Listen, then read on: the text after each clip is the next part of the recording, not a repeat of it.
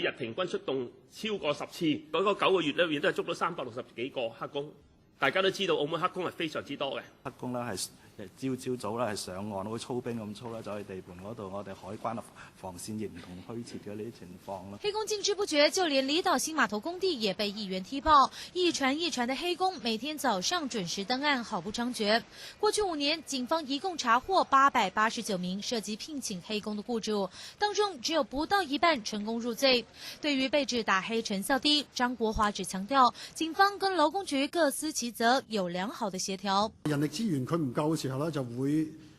通過呢個治安警察局局長咧，向呢個特警隊咧要求呢個增援，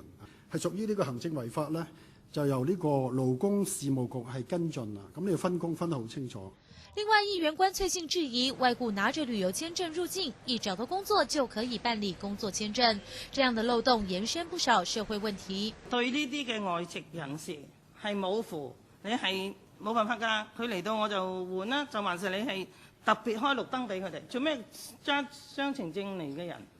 揸自由行證嚟嘅人，你唔可以俾佢揾員工換咗個工作證啊？因為法律咧係冇啊，話係唔得。